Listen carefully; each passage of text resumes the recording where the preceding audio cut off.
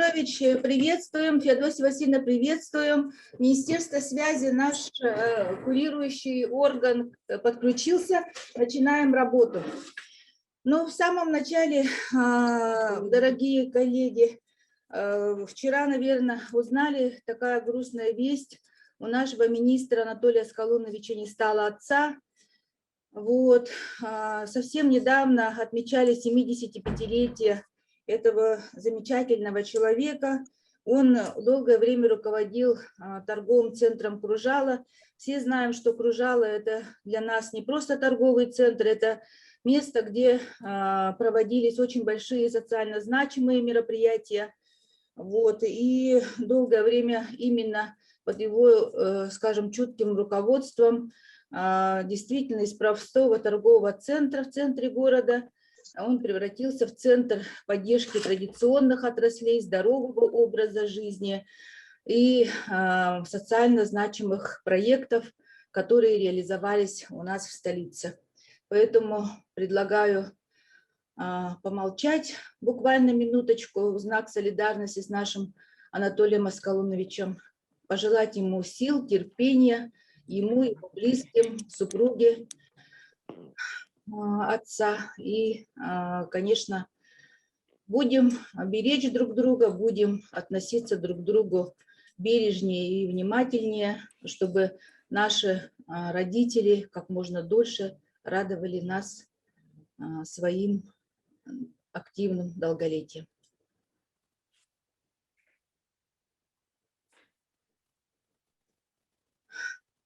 Вот. Но жизнь продолжается, коллеги, поэтому я предлагаю приступить к повестке нашего сегодняшнего совещания. Сегодня в нашем круглом столе принимают участие руководство Министерства связи, Георгий Петрович, наш курирующий заместитель председателя, председатель профильного комитета Илтумен Феодосия Васильевна Габышева. Спасибо, что вы в своем плотном графике нашли время, участвуете сегодня с нами.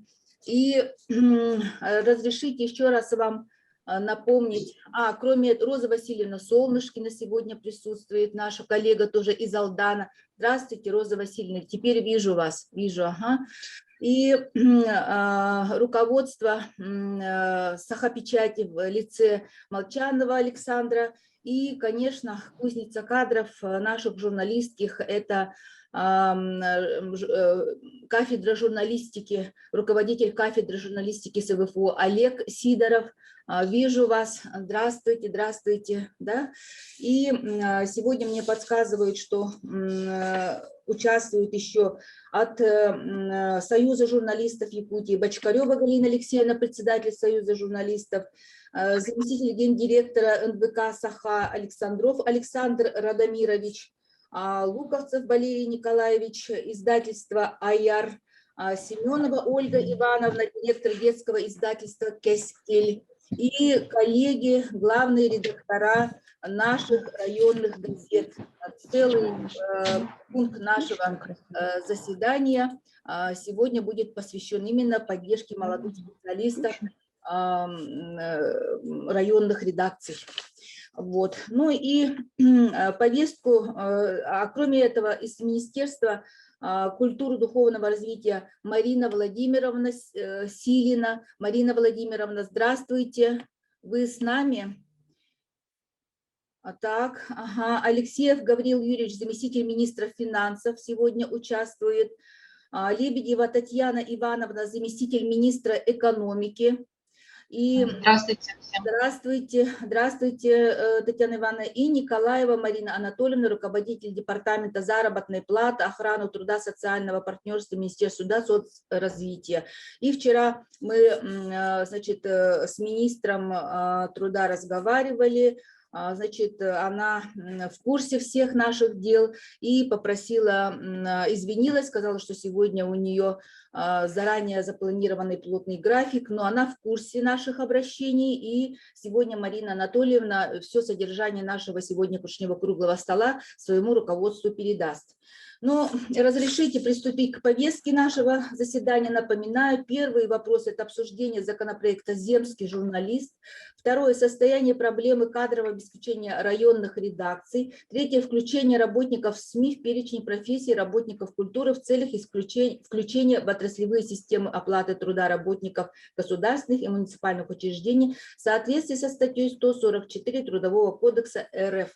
Ну вот если первый вопрос у нас стоит по законопроекту о мерах поддержки молодых специалистов районных редакций газет, да, то как бы рабочее название «Земский журналист». Вот Феодосия Васильевна, ей большое спасибо. В прошлом году мы, группа депутатов, в том числе и Феодосия Васильевна первая поддержала наш законопроект, вносили его на рассмотрение в наше правительство. К сожалению, мы от правительства получили отрицательное заключение, как это часто бывает, так как в наше время очень сложно определить источники, если это влечет расходы из бюджета, да, но тем не менее на встрече Айсена Сергеевича буквально недавно с фракцией «Единая Россия» в нашем парламенте, когда я этот вопрос подняла, то Айсен Сергеевич очень положительно отозвался на внесение этого проекта. Вот поэтому сегодня, наверное, настало время, когда нам нужно объединить усилия и о том, как мы будем этот законопроект продвигать в нашем парламенте и вообще в целом по вопросам повестки сегодняшнего заседания, я бы хотела первое слово предоставить Феодосии Васильевне. Пожалуйста, Феодосия Васильевна. Доброе утро. Про инициативу нашего государственного собрания, в частности комитета, вы знаете, что такой законопроект был разработан. У меня сегодня предложение по данному законопроекту обратиться в федеральные структуры.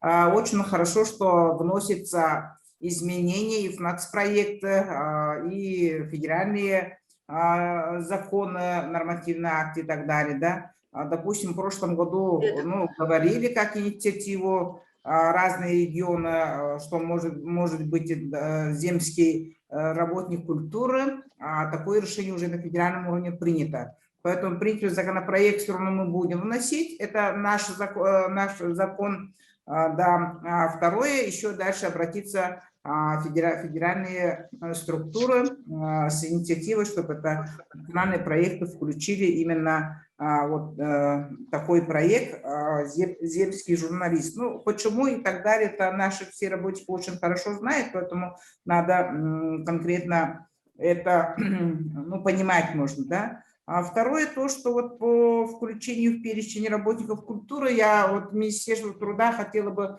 дать, то есть, да, задать вопрос по классификатору. Сегодня вот журналисты к какой категории относятся? Именно по классификатору, по федеральному. Это то, что по Трудовому кодексу одно, наверное, есть другие документы, да, чтобы мы могли понять с самого начала разговора, именно куда они относятся. И третье, то, что сегодня тоже вносится для обсуждения, да, в связи с переходом на отраслевую систему оплаты труда, какие у нас перспективы. Мы тоже вопросы на встрече с Айсеном Сергеевичем задавали именно по отраслевой системе оплаты труда, сказали, этим вопросом занимается Министерство труда и социального развития.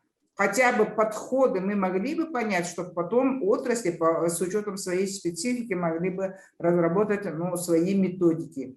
Вот в целом так, я понимаю, это очень надеются, очень ждут наши районные редакции. Я езжу по вузам много, особенно хочу отметить просто вот такую преданную работу наших редакторов районных газет, наших журналистов, которые сами ездят, и даже иногда в разных сложных условиях и ситуациях и так далее. Вопрос заработной платы, улучшение материально-технической базы, когда у нас связь очень неустойчивая, связь плохая и так далее. Они делают все. А с другой стороны, конечно, это Министерство связи и по инновациям хотелось бы, чтобы отдельная строка была именно по оснащению, по обновлению, по улучшению материально-технической базы. Вот у меня такие пожелания, если вот ответить на эти вопросы все услышат, я думаю, что для начала ну, такая затравка, я думаю, нужна, чтобы мы могли с самого начала понять ключевые линии. Спасибо. Феодосия Васильевна, спасибо большое. Для нас, конечно, главное, что вот профильный комитет с нами на каждом этапе вот продвижения этого законопроекта. Да. Последний, значит, отзыв, который мы получили за подписью Владимирова, это о том, что законопроект необходимо доработать с учетом, значит, с учетом того, что необходимо определить источники финансирования и так далее. Да. И поэтому я думаю, что по первому вопросу будет логично, если мы сейчас слово предоставим, значит, представителю Министерства финансов. Сегодня у нас участвует Гавриил Юрьевич. Ага, Гавриил Юрьевич Алексеев, заместитель министра финансов. Гавриил Юрьевич, пожалуйста. Мария Николаевна, я просто вот одну заметочку хочу сделать. Ага. Да? При желании, в принципе, это можно сделать. Да? Мы в свое время учитель Арктики же запустили, конкретно и проезд туда закладывали, и обеспеченный жильем закладывали, да? Подъемные и так далее. Поэтому есть механизмы, просто, как сказать, надо ну, нам сесть и непосредственно вот этот вопрос ну, отработать. Гавриил Юрьевич, наверное, сейчас определится по этому. Феодосия Васильевна, скажите, пожалуйста, сколько у вас еще будет времени с нами поработать? Полчаса. Отлично, хорошо. Тогда как раз успеем всех выслушать. Спасибо. Да, хорошо, да. Гавриил Юрьевич, рады вас видеть. Пожалуйста, подключайтесь. Добрый день, Мария Николаевна. Здравствуйте. Добрый Очень день, даже хорошо знакомый нам человек в Министерстве финансов работать стал. Мы этому рады. Добрый день, уважаемые сотрудники редакции районных газет.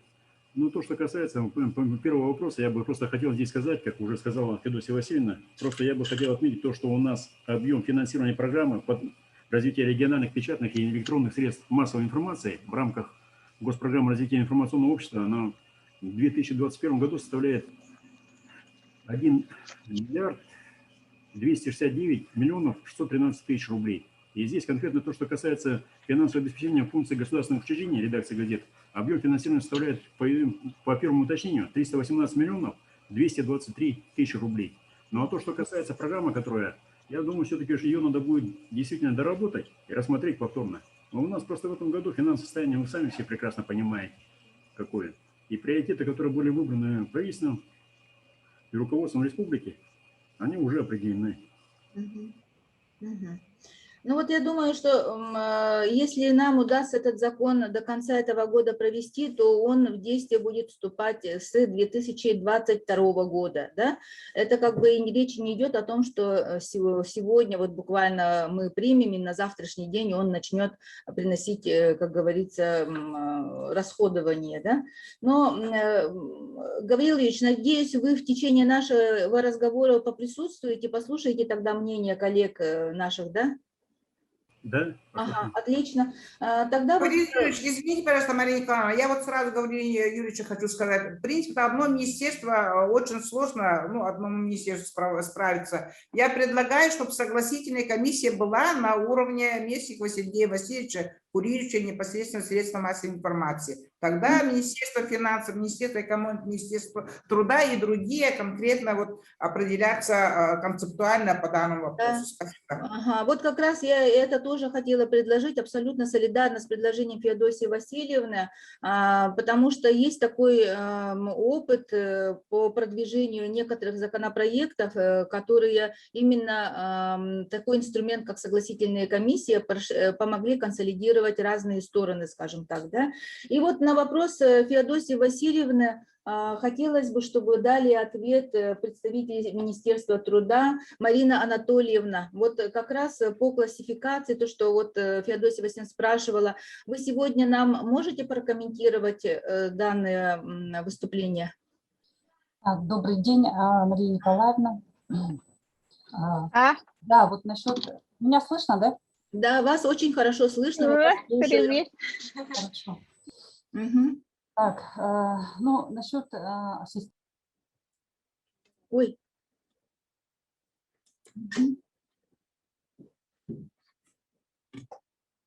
Так, Марина Анатольевна, включите, пожалуйста, микрофон. Ага, ага, да, слушаю вас. Система оплат труда у нас регулируется положением, утвержденным отраслевым министерством, то есть это Министерство инноваций. Значит, по АКВЭДу учреждения Министерства инноваций, ну, вот, редакционные, они относятся к деятельности издательской, то есть деятельность в области информации и связи по АКВЭДу. Сначала, как у нас бывает, сначала идет, значит, по АКВЭДу деление, да, кому они относятся, и после этого, значит, отнесение к профессионально-квалификационным группам должностей. То есть мы, когда, значит, смотрим уже непосредственно, к каким профессиям их относить, руководствуемся приказом, приказ 342 об утверждении профессионально-квалификационных групп для работников печатных изданий, печатных средств массовой информации. Это 342Н. Есть у нас такие вот тонкости, так сказать, да? Поэтому то, что вот касается к отнесению к работникам культуры, ну, вот этих вот печатных изданий, тут нужно, конечно, отрабатывать уже сначала в части отнесения к АКВЭДу. Я вот видела в материалах, значит, дополнительных ответ Министерства труда, социальной защиты, да, ответ Министерства, ну, Федеральной России, имеется в виду, да, Министерства культуры. Тут они как раз об этом и пишут, что это должно, ну, как бы сначала определиться по подведомственности учреждений. В настоящее время подведомственность и на федеральном уровне всех редакционных изданий, они тоже относятся к Министерству цифровизации. Так получается. Поэтому вопрос, конечно, нужно изучать досконально.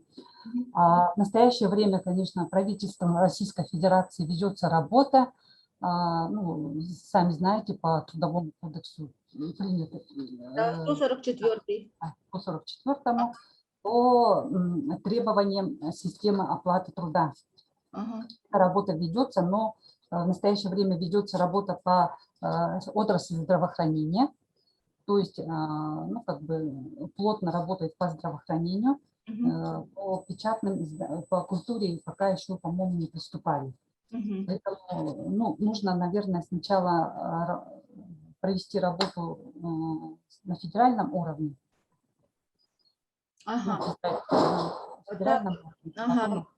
Да, Марина Анатольевна, ну вот, дорогие коллеги, у нас так получается, что вот в связи вот с этими нашим графиком, да, мы с первого вопроса, получается, перешли на третий, и мне кажется, он больше всего всех и беспокоит, да, и я думаю, что это на самом деле будет справедливо. И вот пока здесь Феодосия Васильевна с нами и так далее, вот немножко предысторию расскажу. Это поправка в статью 144 Трудового кодекса РФ была внесена в ноябре прошлого года. И как только вот эта поправка появилась, я сразу обратилась к нашему депутату Государственной Думы Галине Иннокентьевне Данчиковой с просьбой, чтобы она помогла нам как бы вот эти состыковать. Вот как сейчас как раз сказала Марина Анатольевна, на федеральном уровне с нового года началась вот как раз эта работа. То, что по медикам, конечно, у всех сейчас на слуху, потому что ситуация такая вокруг с пандемией связанная и так далее, да, и, конечно, не хотелось бы, чтобы работники вот печати и культуры как бы остались в тени. И в связи с этим вот Галина Иннокентьевна тогда мне посоветовала как раз обратиться в свои исполнительные органы региональные с инициативой, что я и сделала, обратилась в адрес Анатолия Скалоновича. Вот он, в свою очередь, обратился в адрес Министерства труда, Министерства экономики, направили, кажется, тоже вопрос, да. И, значит, в принципе, инициативу снизу никто тоже не отменял. Поэтому я думаю, если нам на региональном уровне удастся немножко опередить события и попытаться сделать убедительные документы, направить в федеральные органы, то этот вопрос может ускориться. Но по последним данным, вот по состоянию на апрель-май месяц, значит, правительство Российской Федерации всем отраслевым министерствам в соответствии с этой поправкой уже дал задание, и я думаю, что, наверное, работа уже ведется, и мы, в принципе, бы двигались параллельно. Вот то, что я хотела сказать. Вот. И сейчас вот в связи с этим было бы интересно, конечно, услышать мнение нашего Министерства экономики. Татьяна Ивановна, я думаю, что вы в курсе всех этих изменений предстоящих, да, и Георгий Петрович, вот после Татьяны Ивановны хотела бы тоже мнение нашего отраслевого министерства услышать. Хорошо, Георгий Петрович? Добрый день, уважаемая Ирина Николаевна, Феодосия Васильевна, участники данного совещания. Но я начну с повестки первого вопроса. Что касается законопроекта, который вы разработали, Министерство экономики склонно его поддержать. Мы его, к сожалению, пока официально не получали, потому что сумма небольшая поддержки, да, и основные выплаты по 1 миллиону рублей начинаются с 2026 года. И думаю, что такие суммы, как 1 миллион в 2022 году, 7 миллионов в 2026 году, мы могли бы спокойно изыскать в программе и Министерства Арктики, и Министерства связи. Поэтому при официальном поступлении к нам данного законопроекта мы готовы его внимательно изучить и выразить поддержку, потому что это и занятость нашего населения, закрепление молодых специалистов на местах. Вот. Что касается вот вопроса касаемого АРПЭДов, здесь я тоже отчасти соглашусь с коллегами из Министерства труда. И действительно сейчас уполномоченный орган, который формирует базовый отраслевой перечень видов деятельности, это Федеральное министерство связи и массовых коммуникаций. И законодательно нам никто не запрещает, мы вправе обращаться как и органы местного самоуправления, так и мы сами можем обращаться в данное федеральное министерство с вопросами пересмотра базового перечня отраслевых специализаций. Поэтому, в принципе, мы готовы подключиться, а пока, да, это вот как бы федеральное полномочие, и пока мы на уровне федералов не решим этот вопрос, мы, наверное, не сдвинемся. И, скорее всего, в отношении одного субъекта такие решения приниматься не будут для того, чтобы рассмотреть вопрос, чтобы у нас журналисты перешли в отрасль культуры и подпадали еще и под, получается, целевые категории, да, получателей оплаты труда. Здесь, наверное, мы проявим инициативу как субъекты, я полагаю, а дальше там будем работать с федералами, как получится. Татьяна Ивановна, спасибо. Очень такое обнадеживающее сообщение. Мы очень даже рады и очень даже неожиданно, что наше Министерство экономики так положительно отзывается. Да? Действительно, если немножко дополнить выступление Татьяны Ивановны, речь идет о том, чтобы молодым специалистам, которые будут направляться в районные редакции центральных и заречных улусов, Вилюйской группы, это речь идет о 1 миллионе. Да? А если речь идет о журналисте, который направляется в арктические улусы, коих у нас половина республики, то речь идет о 1,5 миллиона. Вот об этом сейчас Татьяна Ивановна сказала. Так, и теперь, наконец-то, мы очень бы хотели послушать нашего куратора. Георгий Петрович, пожалуйста, вам слово. Да, здравствуйте, меня слышно? Ага, слышно. Микрофон отдельно получил, да. Здравствуйте, добрый день, Антонина Афанасьевна, Феодосия Васильевна, Мария Николаевна и все участники данного мероприятия. Да. Этот вопрос, он, конечно, насущный, который сегодня мы обсуждаем. Да. Это и зарплата наших журналистов. Я сейчас нахожусь в пресс-центре Игоря Мончары, да, и прошу прощения. По поводу законопроекта, да, мы тоже склонны его поддержать по всем пунктам, да, это понятно, но сами знаете, вот, есть крылатая фраза, да, не буду говорить автора, что кадры решает все, да? Да. И да, вот вопрос по кадровому обеспечению отрасли, он должен быть очень важным для нас, и он должен иметь очень долгосрочную перспективу, да? Но я сейчас ничего крамольного не скажу, что в данный момент у нас сейчас отрасль очень возрастная, на северах в том числе. И в какой-то момент может наступить такая ситуация, что по кадровому обеспечению, да, у нас сейчас, ну, не все тоже вакансии закрыты на севере, да, в том числе, сейчас мы упоминали арктическую зону. Марина Николаевна, я вам тоже в частном порядке там кое-какие тоже свои предложения внесу, да, вот в этом вам как в личном порядке, да, там, ну, как бы сейчас не будем. По поводу технического обеспечения, мы в этом году с помощью вот нашего, ну, других министерств, да, с помощью нашего правительства, с помощью наших депутатов, которые в том числе здесь находятся, да, проводим такую, можно сказать, революционно-техническое перевооружение сахапечати, да, в том числе и арктических наших издательств. В этом году мы выбили 33 миллиона рублей. Да? Буквально конкурс уже сейчас на данный момент проводится, и техника поступит по плану в августе этого года. Мы вот делали большой анализ вообще текущего оборудования. Оборудование буквально, ну, больше 10 лет. Да, какой-то даже какие-то средства технические даже 15 лет есть. Поэтому мы считаем, что все команды, которые мы сейчас находимся в этой нашей конференции, да, нам успешно эта работа удалась, этот проект переложения лучших редакций. И я уверен, что качество контента очень сильно улучшится, да, тем более сейчас у нас и средства интернета намного лучше, есть возможности в улусах, и интернет уже даже в несколько арктических улусов зашел, да. Поэтому качество контента у нас улучшится, и будет соблюден мировой тренд, это вот рост видеоконтента. Сахапечать вот в видеоконтенте сейчас будет делать тоже свой уклон. Так, по поводу увеличения зарплат, эта тема, она очень горячая. Сейчас методично, ежегодно проводится увеличение зарплат, но это, конечно, цифры, догоняющие инфляцию, да, это порядка 3–5%. Понятно, что по факту сейчас работники культуры, да, в соответствии с майскими указами нашего президента, намного финансово выгоднее выглядят, да, чем наши сотрудники редакции наших организаций СМИ.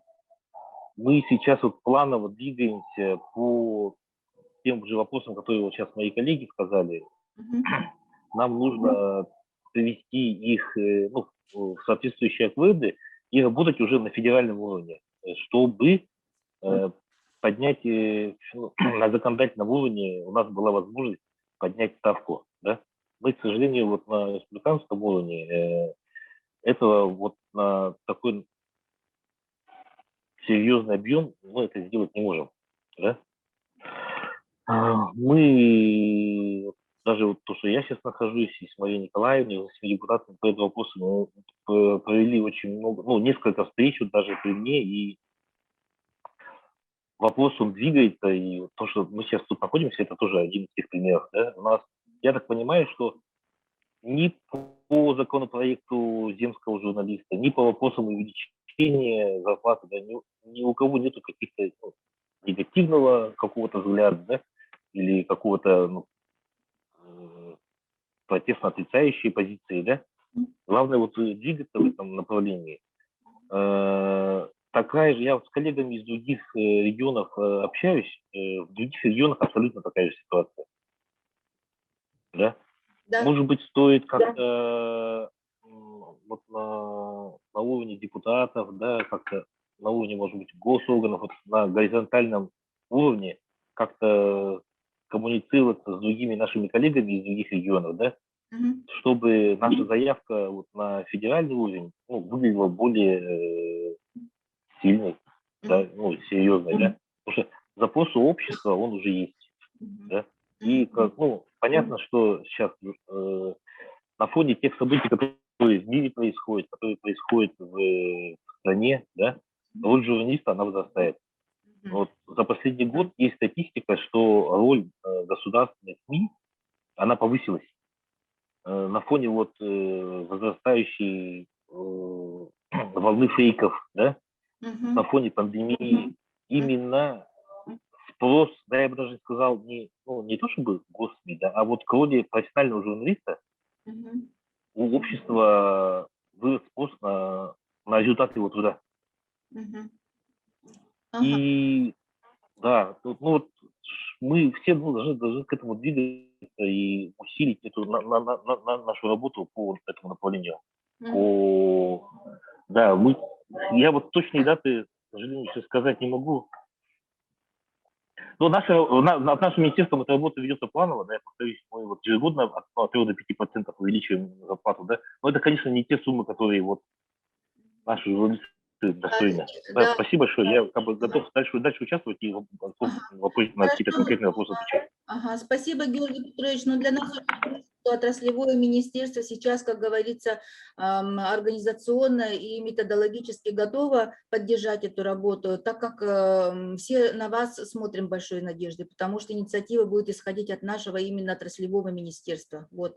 Кроме, значит, перечисленных наших участников, сегодня, коллеги дорогие, это сегодня участвуют редактора районных газет, собственно, редакции, собственно, для которых весь этот разговор, наверное, по большому счету организован. Да? Это Касьянов Владислав Гаврилович, газета НЦ Ленамский район, Проскурина Елена Юрьевна, индустрия Севера Нерингри, Попова Наталья Гавриловна, Мирюсаргата Ус, Алданский район, Кустова Ирина Николаевна, Вести Верхояне, Верхоянский район, Скороходкин Дмитрий Дмитриевич Сардана, Ленёкский район, Караканова Марьяна Николаевна, Усть-Майский вестник, Усть-Майский район.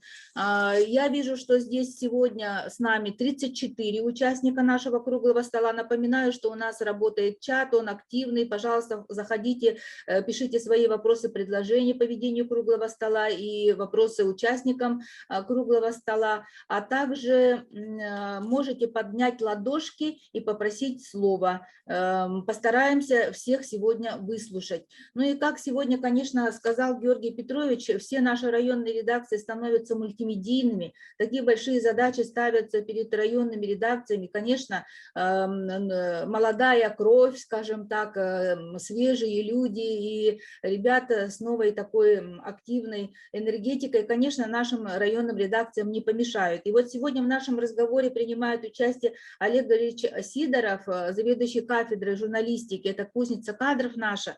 Но, допустим, сразу хочу сказать, да, Олег, мы же такое наблюдаем, что выпускники журфака сегодня стараются выбрать тепленькие места в пресс-службах наших министерств, ведомств, где зарплата повыше, прийти на ГК, чтобы стать популярными, чтобы их узнавали и так далее. К сожалению, печатные СМИ сегодня не являются столь престижными, как прежние былые года, но тем не менее острое перо и, как говорится, то, что написано пером не вырубить топором, это навсегда. И поэтому, Олег Гаврилович, ваше мнение нам очень интересно, ваш опыт и ваше участие в целом в развитии журналистики Якутии. Будем каждое ваше слово ловить, Олег Гаврилович. Слушай. Марина Николаевна, спасибо. На самом деле очень важный разговор. Сегодня все эти три вопроса очень актуальны, но я вот хотел бы начать с последнего, третьего вопроса, да, ну, немножко об истории, как говорится. Вот здесь Николай Александрович, он, наверное, тоже помнит, 90-е годы, тогда вопрос стоял, куда отнести журналистов, да, тоже когда речь шла о зарплатах и так далее, муниципальным служащим, государственным служащим или культуре. И тогда ни к какому знаменателю не пришли, потому что это возникает сразу несколько конфликтов. Вот уже, значит, представители министерства очень правильно подметили, да, это федеральный уровень и так далее. Но тогда даже в 90-е годы, когда республика могла принять свои собственные, да, значит, решения, вот этот вопрос завис. Потому что часть журналистов, ну, понятно, что они были против включения профессии журналиста вот в категории, вот в эти три категории, которые я назвал. Да, почему? Ну, тут конфликт с пониманием свободы слова и так далее. Ну, это, ну, как говорится, долгий разговор, другая дискуссия. Но что касается районных газет, вопрос даже в 2000-х ставился, включить районные газеты вот к муниципальным служащим. Но тогда вопрос тоже не решился. И здесь, вот мне кажется, еще раз вернуться, может быть, изучить вот этот вопрос о районных газетах, именно районных, не республиканских, а вот именно к муниципальным служащим. Возможно, это тоже стало бы плюсом. Да? Вот.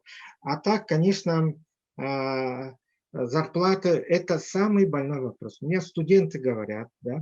А вот, кстати, вот, Мария Николаевна, вы же проводили круглый стол с участием наших студентов, и мы, знаете, потом тоже продолжили этот разговор, но в другой день. Я вот с группой, кстати, они в этом году закончили, защитились, вот эта группа, которая участвовала. И, кстати, 3 студента написали на темы именно районных газет свои дипломные работы. Это, мне кажется, пока все-таки есть интерес. У нас защищена магистерская диссертация, тоже посвящена арктическим улусным газетам. Да? Это тоже очень важно. Есть даже там хорошие рекомендации. Есть интерес, с одной стороны. А с другой стороны, они что мне сказали? Вот я поеду работать в район, особенно арктические улусы, но я буду лишен таких возможностей, которые имеет молодежь, значит, города Якутска, даже центральных районов. Они могут в любой момент, значит, вылететь там или приехать в город Якутск, центральные города в отпуск там или на каникулы, праздничные дни. А я из далекого улуса не могу. Дорогие авиабилеты, нет нормальной логистики. Вот, да? Вот это тоже пугает молодых людей. И тут совершенно правы сами редакторы. Они выбирают из тех, кто уже укоренился, кто живет на местах. Поэтому свободных вакансий иногда тоже не бывает, если студент захотел, значит, попробовать свои силы. Да, вот этот момент по закону земском журналисте тоже надо иметь в виду. Вот, и потом еще тогда они вот как раз сказали, вот нам же выплатят этот 1 миллион или 1,5 миллиона после окончания 3-годичного срока, да, договора. А за это время что я буду иметь от этого 1 миллиона? Смогу ли я купить квартиру в городе Якутске? Знаете, я их понимаю. Молодые, они очень, с одной стороны, практичные, да, вот, и они видят вот как бы перспективы, вот, им нужна перспектива. И вот, кстати, вот куда отнести? Я больше, конечно, опять возвращаясь к этому вопросу, значит, стою на том, что районные газеты – это культурообразующие организации в улусе. Это ну, как бы социокультурный объект. Они вот как раз язык, культура, общение, это все, особенно в северных улусах и так далее. Они это сохраняют, они это держат. При всех, конечно, изменениях и так далее. Но в то же время мы должны учесть, что профессия сегодня изменилась, журналиста, да, и ребятам нужны технологии. И вот Георгий Петрович правильно говорит, базу надо решать тоже, мультимедийность. И вот они поехали в УЛУС, они видят, в каком состоянии сегодня база, связь, в первую очередь, еще раз повторяю, интернет и так далее, да. То есть сегодняшние вот как бы молодые люди, они хотят быть, ну, как бы в мире, да, в этом информационном поле, не отрываться. Вот, а это уже обязанность государства получается в целом, да. Вот, ну, очень много делается, но у нас эти застарелые, как говорится, проблемы, они всегда будут, и это невозможно решить в 1 час. Эти проезды, да, и так далее, да. Вот, поэтому, мне кажется, вот механизм реализации, но закон в любом случае надо его поддерживать и надо его запустить. Потом уже по реализации будет видно, как она начнет работать. И очень хорошо, что вот сегодня представитель министерств абсолютно все поддерживают, да, Мария Николаевна? Так что как ни странно. я вас очень хочу поздравить, потому что это очень важно, потому что бюрократия, ну вот, пожалуйста, не обижайтесь, но на самом деле это очень мощный, так сказать, механизм. Если они начинают поддерживать, значит, что-то у нас двинется. И вот если вот закон этот, ну, как бы в этом году будет принят парламентом, да, и тогда вот это очень большой шаг. Надо попробовать. И мне кажется, в любом случае появятся молодые люди, и даже, может быть, не имеющие образования журналистского, но с высшим образованием, да, они могут попробовать себя вот по этому закону, свои силы там. И я всегда студентам говорю, вы начните с УЛУСов, с районной газеты. Там вот вы наберете того опыта, который нужен, да. Но вот вы очень правильно тоже заметили, да. Ну, вот они хотят быть в этом информационном поле, не отрываться. То, что их вот как бы, ну, они совершенно другие, да, вот чем мы. Вот, поэтому то, что у нас меняется профессия, ну, это тоже, ну, как бы свои плюсы, минусы, как говорится. Ну, тут есть наши ветераны, есть вот среднее поколение, я вижу, да, и они, конечно, лучше меня знают, как там стоят дела. И вот, кстати, у нас в магистратурах, это, значит, очно 2 года, заочно 2,5 года, прошли через магистратуру по журналистике. Ну, я примерно за эти последние лет 7, как, значит, магистратура заработали, да, даже 10 получается, да, ну, с учетом, что 2 года, и где-то уже человек 12 сотрудников районных газет, не имеющих базового журналистского образования, редактора и журналисты. И вот это как бы второе образование, да, и я тоже хотел бы, чтобы вот редактора вот тоже имели в виду, что можно своих сотрудников вот тоже направить на обучение вот нашей магистратуры. Спасибо. Олег Гаврилович, как всегда, очень конструктивно и очень по-деловому, значит, изложил в своем выступлении очень дельные предложения. И, Олег Гаврилович, в случае, если будет такая согласительная комиссия создана, мы будем рады видеть вас в своих рядах для того, чтобы планировать, проектировать, а потом ребят пропагандировать для поездки в районы и работы в районных редакциях. Да? Эта работа, конечно, очень непростая, ее надо изо дня в день на протяжении, наверное, всего цикла обучения проводить для того, чтобы он был подготовлен, направлять на практике, чтобы они на месте, на деле увидели, что это такое. А вдруг у кого-то там личная жизнь сложится, а вдруг у кого-то действительно сердце прикипит к районной редакции.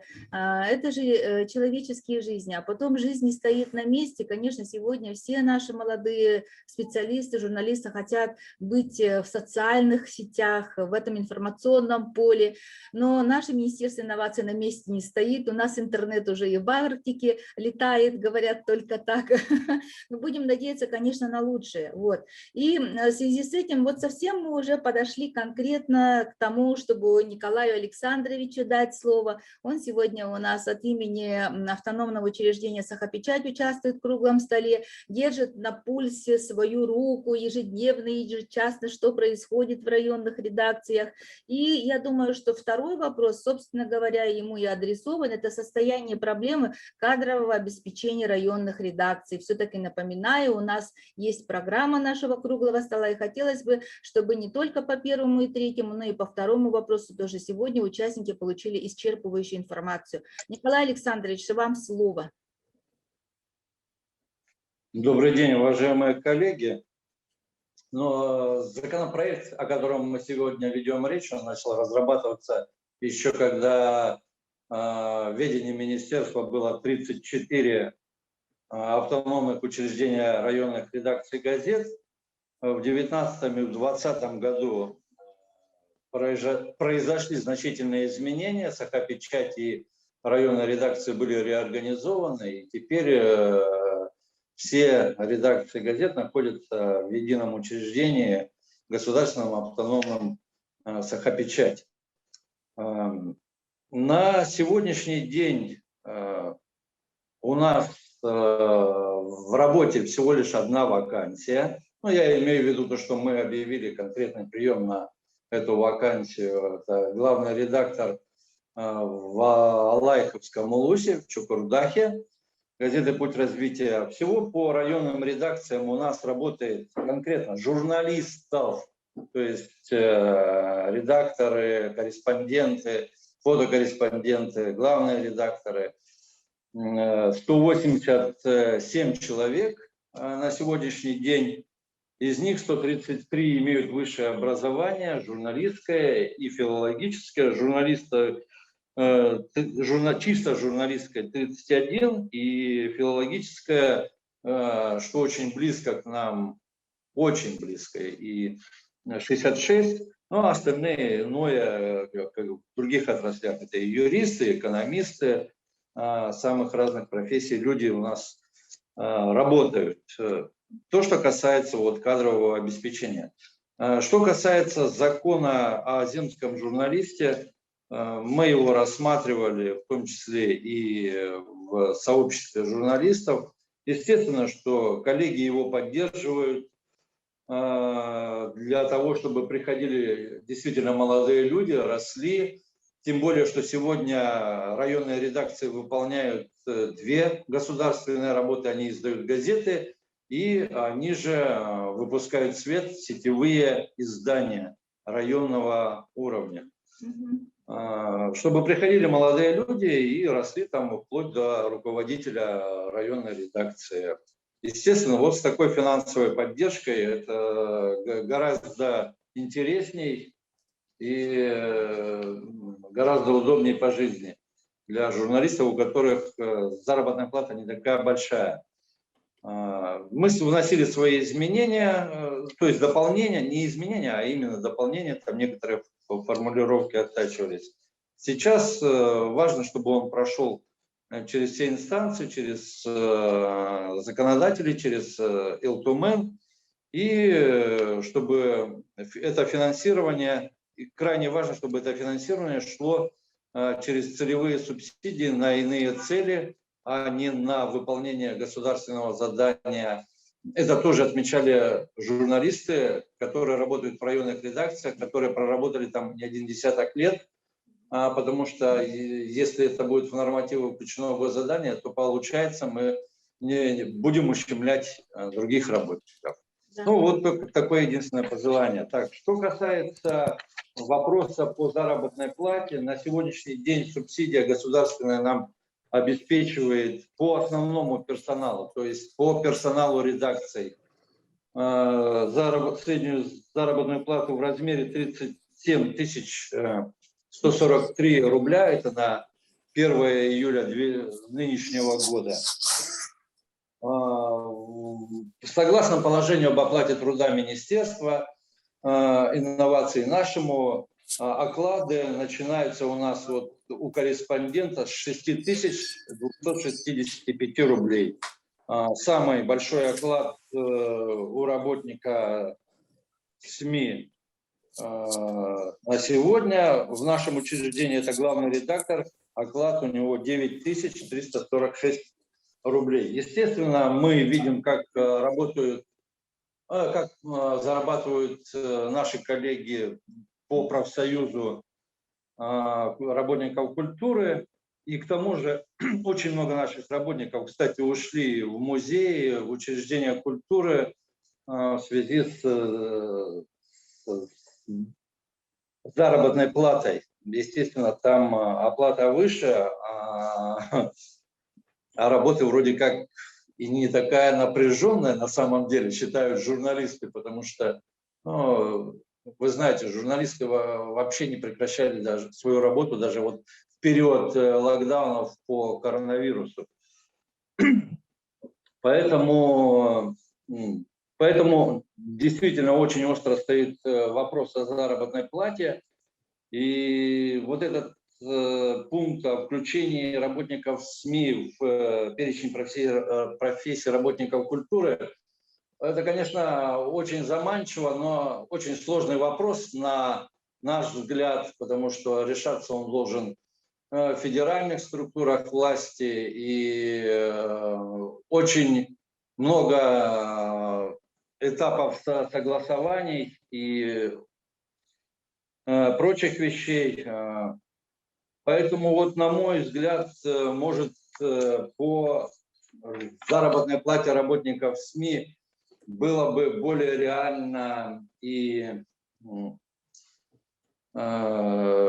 более быстро рассмотреть все-таки, коль скоро работники СМИ у нас на сегодня, это в основном работники государственных учреждений, что в НВК ТК, что в ТК Печати, где основная масса работает журналистов, в том же детском издательстве, рассмотреть вопрос правительства Республики Саха-Якутия с установлением требований к системе оплаты труда именно в нашей сфере. Насколько я понимаю, законодательство Российской Федерации, Республики Саха-Якутия это позволяет. Просто здесь нужна заинтересованность Минфина, Минэк, Минтруда. И чтобы Министерство инноваций имело возможность в своем положении об оплате труда, не ставить такие, скажем, немного смешные цифры, да, по окладам работников СМИ. Я уже их озвучивал. 6 тысяч рублей у нас приходит корреспондент, и вот именно на такой оклад. Спасибо. Николай Александрович, очень, как говорится, такое информативное выступление. Конечно, 37 тысяч рублей зарплата сегодня журналиста. И, как вы сказали, престиж работников культуры растет как на дрожжах. Вы упомянули музейных работников и так далее. Но я вам хочу сказать, есть такая информация, что машинист сцены в театре получает 60 тысяч рублей. Например, да, как вы уже отметили, это тем более с учетом, если прошлого пандемического года, когда театры не работали, это было, конечно, здорово.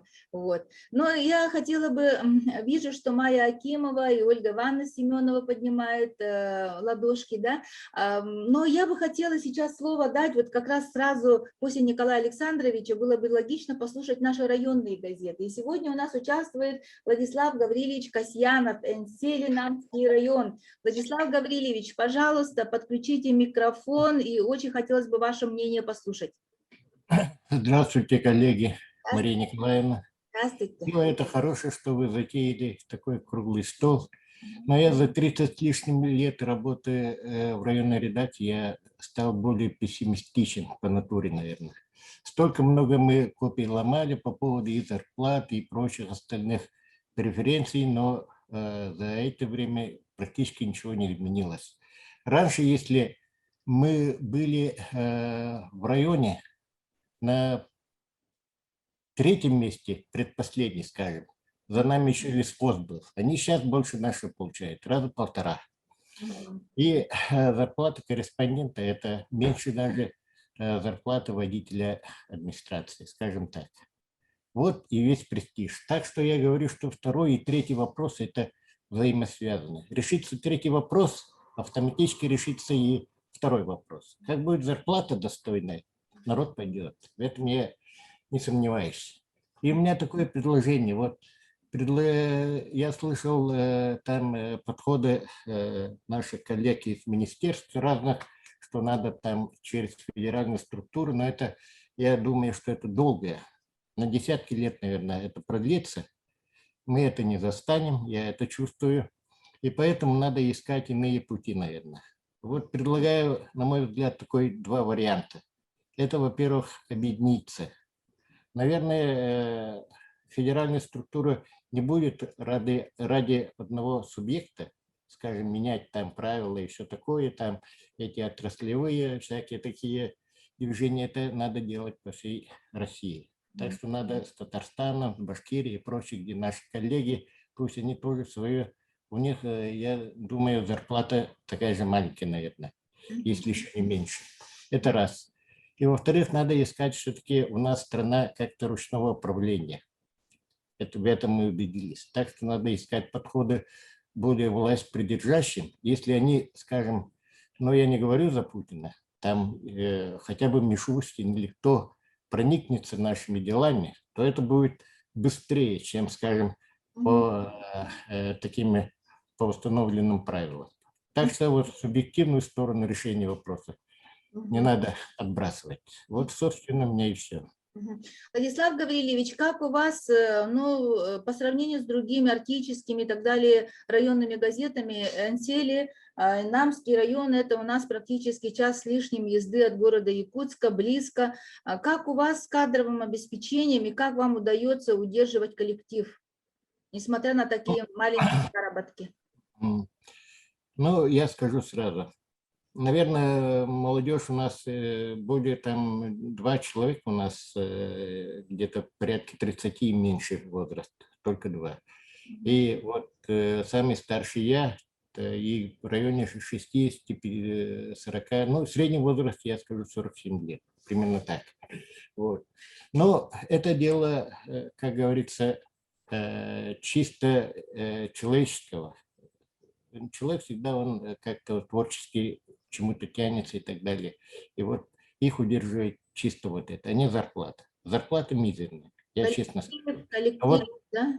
да, коллектив, ну я не буду хвастаться, но как-то нам удалось сохранить такой микроклимат, когда все друг другу доверяют, как-то мы живем, стараемся жить как одна большая семья. И недавно мы построили себе новое здание и нашли единственный и постоянный источник дохода – это аренда. Мы из 10 с лишним комнат занимаем 3, остальные в аренду сдаем. Так что у нас по сравнению с арктическими там и так далее, что касается интернета, там вообще сравнений нет. У нас оптоволокно четко работает и так далее. Мы подключили Ростелекому.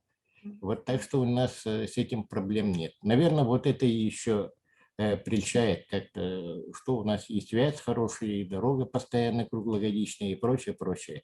Вот это, помимо зарплаты. А вот если бы зарплата была бы, мы бы могли бы проводить, скажем, через конкурсы и так далее, прием на работу. Было бы хорошо. Вот так. Ну, вот Так и что я да. мне добавлю, что, наверное, вот если земский журналист заработает, но это в пределах республики, наверное, вот это дело можно довести дома, как я понял. Вот тогда и с Арктикой меньше будет проблем. И вообще, Олегу Гавриловичу я давно уже говорил, что надо как-то 5 лет мы учим студентов в СВФУ, скажем, в журналистском отделении. Будь добр, как раньше в добрые времена, заключать договоры и отрабатывать свои вот эти бюджетные деньги. Нет, диплом отбираем, вот и все. Как-то до этого, наверное, права человека и все такое, как тренд современный. Я бы хотел так, что выучился на государственные деньги, иди работай, куда тебя пошлют. Хотя бы 3, хотя бы 5 лет. Все, тогда и с кадрами в Арктике, и везде вот это вопрос и зарплата. Больше ничего. Да, вот, да, это мы никак не можем, конечно, на уровне университета решить, но у нас есть целевые места, так называемые, да. Иногда, это когда отправляют, наверное, да, Олег Гаврилович? Да, и республика выделяет там. Да. В этом году вообще ничего не выделили на целевые места. Ну, хотя бы так. Да, вот если бы это было бы постоянно хотя бы одно место, да, каждый год.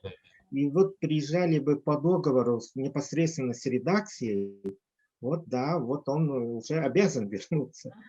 Молодой человек, который поступил на бюджетное место, либо на платной основе, конечно, он ничем не обременен. Он сам решает, куда потом пойти работать, продолжать свою трудовую деятельность.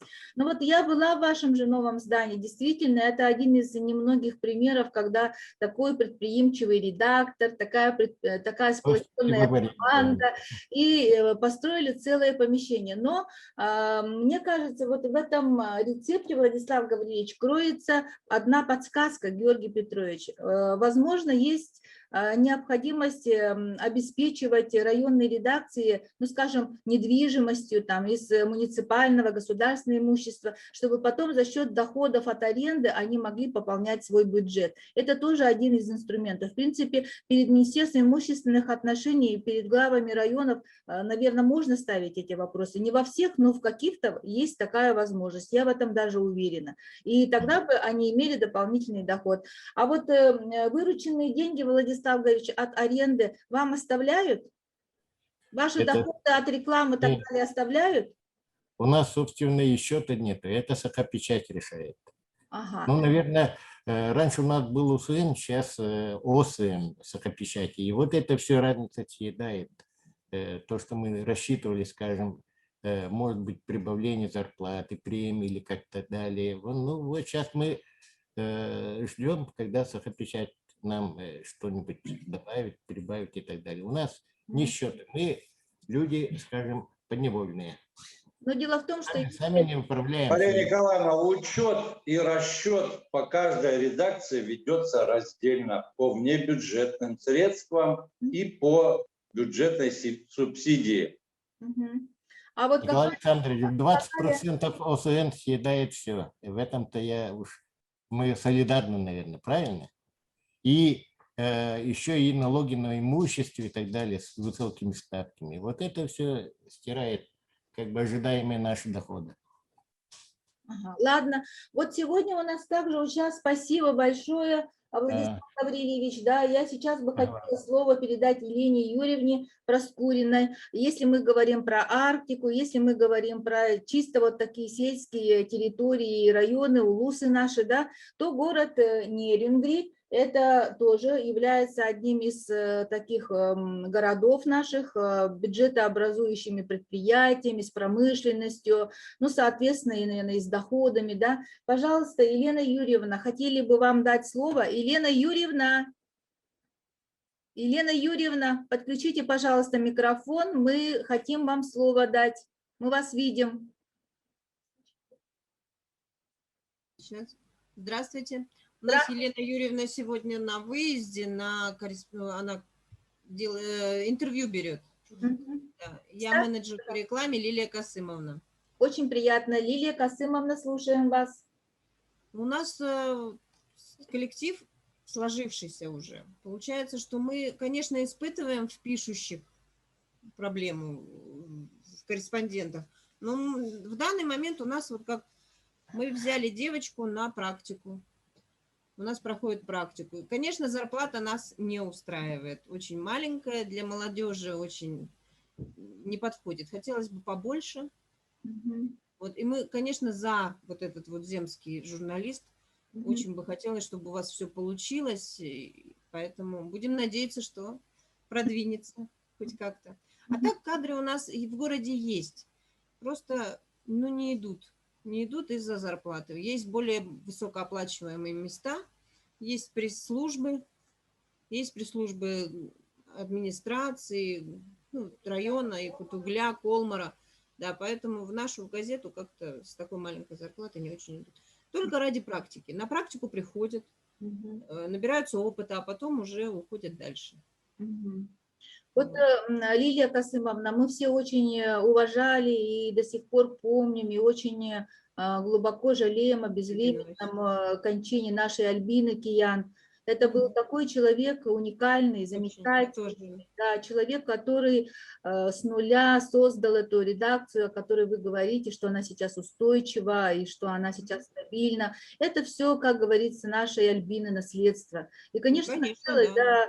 И в свое время Альбина, конечно, наладила уникальные связи с промышленными предприятиями. Я знаю, что ваша редакция была одна из самых доходных в нашей республике, да, в нашем журналистском цеху. Как сейчас дела обстоят с рекламой, с доходами? Раз вы менеджер по рекламе, вы, можно сказать, сегодня хребет редакции. Знаете, у нас была ситуация, мы когда перешли в Сахапечать, у нас были очень большие долги. Но вот в последнее время мы вылезли из этого, благодаря, конечно, и Сахапечати, их организации работы нашей, экономии. Мы тоже сдаем в аренду помещение, которое мы арендуем в администрации. Потом, экономим, и теперь вылезли, стараемся. Реклама, конечно, падает, потому что из города уезжает очень много народа. И у нас очень многие предприятия в связи с пандемией закрылись. Вот. Но стараемся, ищем, изыскиваем какие-то новых, маленьких, и за счет маленьких реклам выходим. Есть постоянные клиенты, которым мы делаем скидки. Вот. Поэтому как-то, пытаемся. У нас очень хороший коллектив. Понимаете, вот он действительно, вы говорите, Альбина Васильевна, у нас сплоченный коллектив. У нас девчонки работают по 30 лет. Поэтому вот хотелось бы, конечно, чтобы у нас еще появились очень молодые кадры, ну и чтобы наших старых кадров не обижали. Помним, как она приехала на машине на съезд Союза журналистов, вот на эту конференцию. Это было что-то, это был такой фурор. Но я очень надеюсь, что вам удастся удержать такой сплоченный коллектив. И я думаю, что, может, вы когда-нибудь тоже осмелитесь и приедете в Сочи на конференцию журналистов. Ну, мы надеемся, что наш новый главный редактор, да, с флагами будет. Она у нас тоже такая креативная. Ага. Новый главный редактор. Очень надеемся, очень надеемся. Ага. Спасибо большое. Лилия Касымовна, сейчас хочу слово передать главному редактору Мирю Сахаргата, Попова Наталья Гаврилевна. Наталья Гаврилевна Баргындо, Бахалыста, Колбонангон, Бихикапсетивит Еркыттыгаргарыңырабыт. Усалданнар. Мирю Сахаргата. Так, Мирю Сахаргата, Колбонеликтер была. Кустова Ирина Николаевна, Вести Верхояне. Вы на связи, коллеги? Верхоянск на связи? Верхоянск. Верхояне на... Да, Верхояне на связи. Отлично. У нас... Да, Ирина Николаевна у нас сейчас в отпуске. Я редактор Тетерина Владимировна. Да, ну вот эти вопросы, конечно... Тетерина Ольга Владимировна. Ага, очень приятно. Ольга Владимировна, слушаю. Ага. Да, нас, конечно, эти тоже все вопросы сильно волнуют. Мы понимаем, что с нашей зарплатой мы долго так не продержимся. Сегодня молодым требуется гораздо больше, чем, наверное, нам когда-то требовалось. Они хотят полную жизнь, хотят, чтобы у них была зарплата, чтобы у них была хорошая связь и все такое прочее. Ну, то есть я солидарность с предыдущими выступающими. У меня такой вопрос. Мы очень сейчас хорошо сказали о том, что редакции районных газет и вообще газеты держат культуру, языки и все такое прочее. При этом мы уничтожили такой штат, как корректор. Без корректора как может жить газета? Это просто невозможно. Как нам, получается, никакие языки не нужны, ни якутский, ни русский, ни какой-то другой. Мы без корректоров невозможно. Мы знаем прекрасно, что грамотных людей у нас на сегодняшний день не так много, как хотелось бы, даже при том, что они заканчивают высшие учебные заведения. Я думаю, что это очень важный вопрос.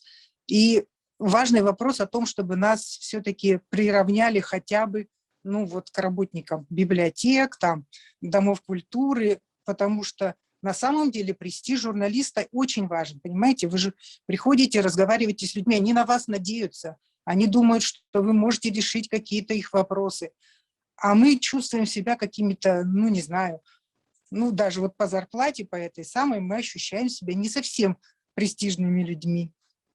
Так что вот такая ситуация.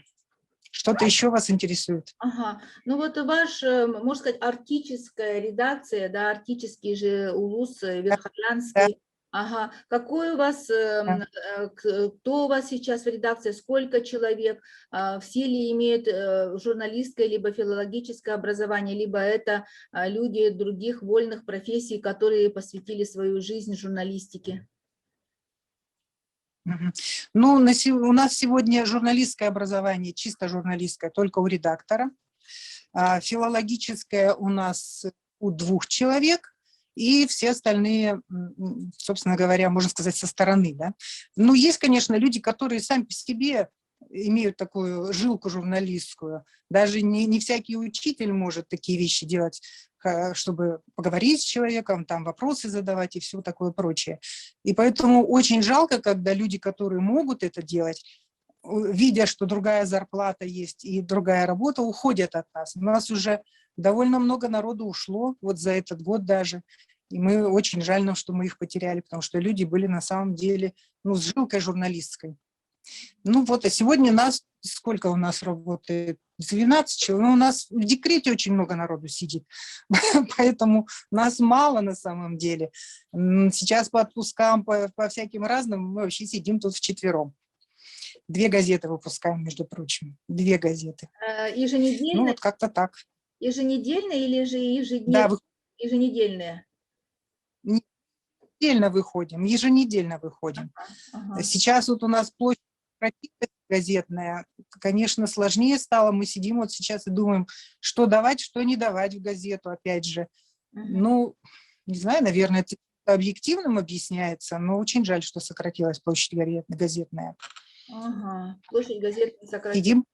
Понятно. Но, Верхоянск, удачи вам. Привет большой главному редактору. Были рады, что с такого Спасибо. дальнего Верхояния подключились к нашему разговору. Надеемся, что до конца послушаете наш круглый стол и все передадите коллегам. Так, Спасибо. значит, у нас участвует также Скороходкин Дмитрий Дмитриевич, Сардана, Оленёкский район. Оленёк, вы на связи, коллеги? Оленёк? Так. Добрый день, уважаемые коллеги. Добрый день. Дмитрий Дмитриевич, рада вас. Мы тоже очень рады, что участвуем в таком важном совещании по ВКС. И по нашей редакции, вы все знаете, что сейчас у нас по прошлому году появился ВОЛС, и благодаря все это нашему покойному главе Александру Степановичу Иванову, и мы сейчас в части интернета никаких у нас проблем нету, и это очень облегчает нашу работу. С другой стороны, у нас проблема в том, что сейчас в штате у нас работают все пенсионеры. Молодых кадров совсем нет. И не предвидится, по-видимому. Потому что, сами знаете, какие зарплаты у нас. Понятно. Зарплаты у нас, да. Цены у нас, уровень жизни на севере, в Арктике. Это получается, мы по сравнению с городом Якутском получаем как бы 15-20 тысяч. Да. Ну, да. Вот такие у нас условия жизни на крайнем севере, в Арктике. И у меня пенсионеры работают, только поэтому они и работают. Вот. У них пенсия плюс зарплата. Вот так и выживают. Так, у меня вот вопрос по, например, у нас с филологическим и журналистским образованием нет сотрудников. И может имеет смысл как-то в таких случаях организовать учебу для оплатить по, например, сейчас у нас, смотря, вот интернет появился, да, вот онлайн там какие-нибудь с оплатой таких сотрудников обучения привести, перенять меры по обучению таких кадров. И потом, да, вот по кадрам, молодым кадрам, да, очень похвально вот так вот ведется работа под земской журналистикой, да, вот. Мы очень надеемся на это. Может, у нас тоже кто-нибудь заинтересуется этим, молодые люди. И потом, ну вот такие, да, вот у нас такие пожелания, как бы. У меня такой вопрос. Вот приезжает молодой специалист в районную редакцию. Администрация района чем-то может помочь, предоставить жилье, там, либо там с коммунальными выплатами, либо еще с какими-то, какая-то помощь со стороны районной администрации имеется именно районной редакции, потому что раньше главы улусов очень близко к сердцу держали районные редакции. Как теперь обстоят дела? Да, вот, да, улусная администрация во главе с нашей главой Еленой Степановной поддерживает все это. Очень мы в добрых отношениях с ними, они во всем нас поддерживают. И я думаю, проблем по этой части никаких не будет. Они все, если, дай бог, какой-нибудь специалист молодой к нам подъедет, все будет сделано в лучших традициях Оленёкского района. Спасибо. Спасибо большое, Дмитрий. Спасибо. Да, спасибо. Тараканова Марьяна Николаевна, Усть-Майский вестник. Марьяна Николаевна, вы на связи? Усть-Мая. Да, на связи. Здравствуйте, видим вас. Пожалуйста, подключайтесь к разговору. Ну, у нас проблема тоже в кадрах. Молодежь совсем не идет к нам. И вот нынче закончила студентка факультет журналистики. Наша девочка усть-майская. Сейчас с ней веду переговоры. Но она пока еще думает, может быть, пойдет в магистратуру. Вот на стадии раздумий она. Я, конечно, полностью поддерживаю выступление Касьянова Владислава. Ой, простите, отчество вдруг вылетело. Гаврилевич. Да, полностью поддерживаю. На такую зарплату не соглашается идти ни один молодой человек. Да. Сразу же отказывается. И вторая еще проблема. У нас идут сокращения каждый год, как обухом по голове. Сокращения в бюджетных организациях, то соцзащита, то центр занятости, то ветеринария. И люди бегут из района, потому что работать негде. Головные все эти офисы, ну вот эти структуры, да, все то в Майе, то в Тампонском районе, то в Амге. Это, конечно, очень тяжело для нас, для нашего населения. В общем, все вопросы решаются здесь не на месте, а где-то там. Но, слава богу, сейчас у нас есть круглогодичная дорога в сторону Якутска. Мы можем доехать до Амги, до Майи, там, до Бестяха, до Якутска. Но, конечно, это стоимость проезда для многих усть-майцев, она, ну, как бы предоставляет, как бы тяжело, например, молодым людям, ну, пенсионерам, конечно, тоже, молодым людям, потому что людям-то работать негде. Вот, и поэтому люди стараются уехать поближе к городу, жить. Вот, и найти молодых людей у нас в районе, рабочие места, это очень тяжело, трудно. Вот. И по поводу земского журналиста, это, конечно, очень хорошее дело, да, и когда это будет, вот я думаю, если ко мне придет девочка в этом году, то, наверное, она под эту программу не попадет уже. В этом плане жалко будет. А у нас это единственный человек, который выучился на факультете, на журналиста вообще выучился. И сейчас, по-моему, из Исмаильского района там нет студентов. И будет жалко, что наша девочка не попадет. И, может быть, какой-то, не знаю, сделать в программе акцент о том, что вот под эту, что попадают люди, там, ну, скажем, с 20-го года или как, не знаю. Знаете, что я хотела бы на это сказать? Вот по опыту земского врача и земского учителя, действительно, в начале работы этой программы были такие нюансы, что под эту программу подпадали только вновь направленные на работу специалисты, да, и, конечно, тем ребятам, которые уже там поехали, уже там работают и по возрасту подпадают и не были вовлечены в эту программу, им было, конечно, очень обидно. И, насколько я знаю, кажется, эти вопросы были решены, и наша же задача не только привлечь туда новых сотрудников, но и удержать тех молодых, которые там работают. Вот. И я думаю, что в процессе подготовки этого закона и, значит, определения этого положения, выплат и так далее, мы должны обязательно этот нюанс учесть, так как действительно это тогда будет справедливо. Вот.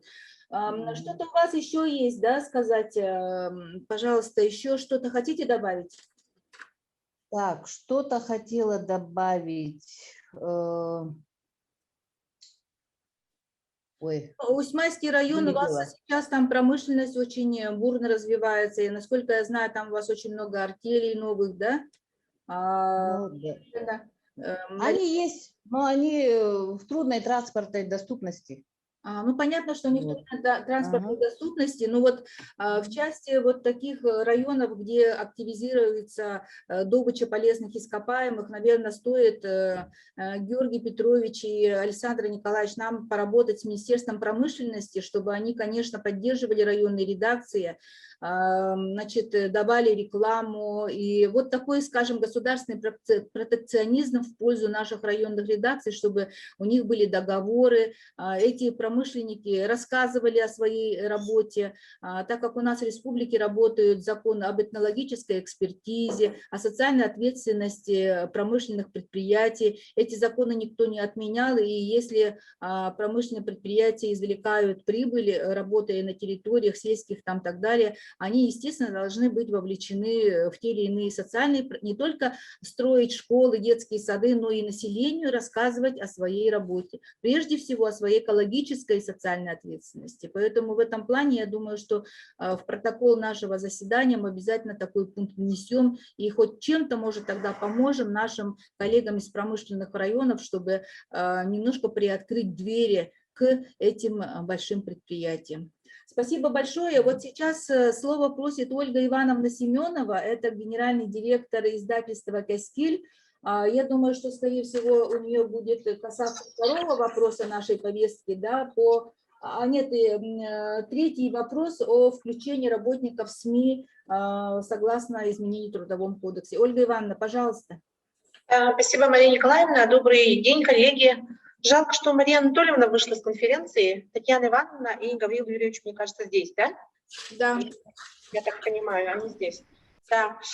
Что касается третьего вопроса по заработной плате, да, Владислав Гаврилович очень метко подметил, что мы участвуем в этой затее уже давно, но затея, но конструктивного разговора сейчас мы только начали, наверное, полгода назад вести, потому что мы все знаем, мы все, вот, кто участвует в этом сегодня ВКС-совещании, все до прошлого года являлись первыми лицами, главными редакторами, имели доступы к финансовым документам и к нормативно-правовым актам. Есть утвержденное нашим министерством положение об оплате труда. Да? Все мы знаем, утвержденное приказом министерства. Там есть такие две штуки, которые сегодня вообще должны были лежать на основу нашего разговора. Это, во-первых, вот Владислав Гаврилович правильно подметил, что когда мы будем говорить о законодательных инициативах, касающихся федерального уровня, конечно, некоторые, конечно, могут и не дождаться, вне зависимости от возраста совершенно. И я думаю, что и Татьяна Ивановна, и Мария Анатольевна, и Гавриил Юрьевич прекрасно это положение знаете. У нас есть один такой выход, да, с 2019 года, когда мы начали проводить структурную реформу в рамках детского издательства, что коснулось и большей взрослой печати в этом году, мы сделали диверсификацию компетенций. То есть вы не только продолжили писать, и она сейчас начинаете снимать, скоро будете сами монтировать, выводить это в социальные сети и так далее. Когда мы говорим о начислении заработной платы у работников государственных автономных учреждений, мы все видим, что у нас есть еще графа мотивационная, это интенсивность и специфика труда. Вот сейчас мне коллегам из других министерств, возможно ли сейчас мы эти две надбавки ставим на уровне 30%? Да? В рамках государственного бюджета Республики Саха возможно ли отстоять наши интересы и довести эти надбавки до 70-100%? Возможно ли это?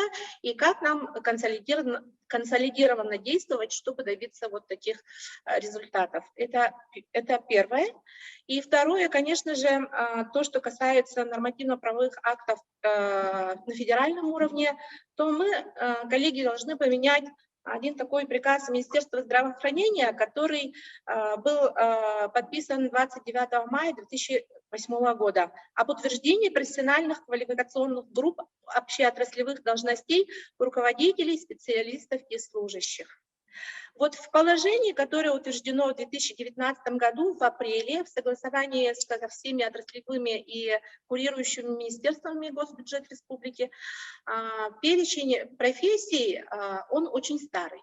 Он очень старый и не соответствует тому, что сейчас происходит. Да, чем сейчас занимаются наши журналисты, наши уважаемые коллеги. Поэтому пока не поменяется этот приказ, конечно же, не поменяется единый квалификационный справочник должностей.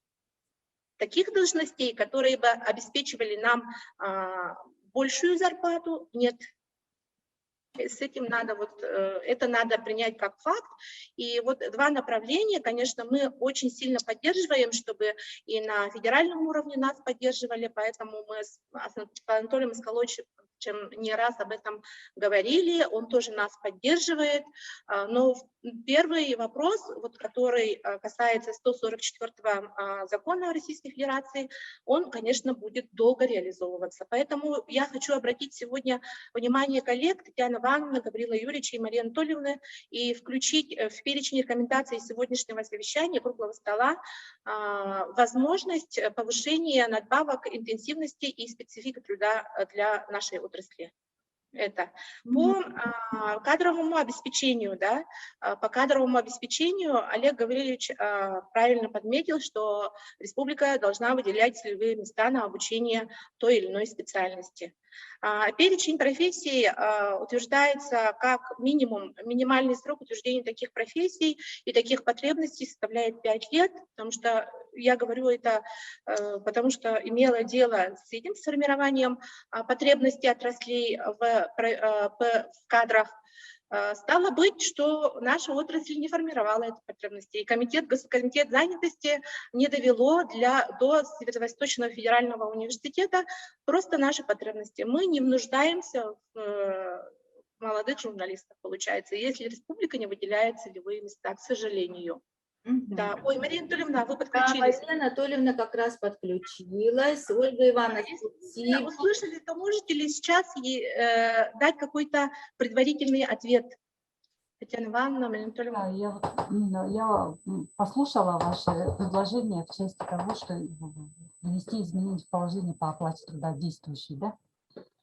В части стимулирующих. Да, в части стимулирующих надбавку за интенсивность и надбавку за специфику работы. Но вот я сейчас смотрю этот приказ об утверждении положения. Здесь в этом приказе ваша надбавка в положении утверждено до 100%, да? И интенсивность, специфика тоже до 100%. А то, что у вас в штатном расписании, что у вас утверждено оно, имеет ограничение до 30 и до 70 соответственно, да, это уже из имеющихся фонда оплаты труда. То есть вы ограничены средствами, да, имеющимися финансовыми средствами. Вопрос нужно решать, получается, на уровне правительства. Да, дополнительными средствами. Если, конечно, будут предусмотрены, естественно, у вас соответствующие надбавки тоже могут увеличиться. Положение это предусматривает. Марина Анатольевна, а насчет устаревшего перечня? Насчет устаревшего перечня, этот перечень устанавливается на федеральном уровне, поэтому тут уже, как говорится, ждем, что у нас, что примет на уровне Минтруд. Они же тоже будут пересматривать. Понятно. Ну вот как раз сейчас, мне кажется, было бы правильно задать вопрос Татьяне Ивановне по поводу ограниченных средств. Вот как Ольга Ивановна сейчас ставит вопрос, увеличение от 30 до 100, стимулирующей части нашей, сметной части, да, автономных учреждений. Татьяна Ивановна, что можете сказать, когда наша экономика сможет, как говорится, дать дополнительные средства нашей отрасли? Вопрос, конечно, такой сложный, Мария Николаевна. Понятно, что ограничений правовых нет, да, в выплате этих стимулирующих выплат до 100%. Вопрос недостатка финансирования. И если здравоохранение и в образовании отрасль большая, видимо, за счет экономии фонда оплаты труда, больничных листов, как-то получается эти выплаты дотягивать. А из-за того, что здесь подведомственных учреждений мало. Здесь, к сожалению, да, действительно происходят такие перекосы. Но однозначно я сейчас не могу сказать, когда нам надо садиться просто с Министерством связи, с Минтрудом, с Минфином, обсчитать еще раз дополнительные расходы, которые возникают на основании правовых актов, которые уже утверждены.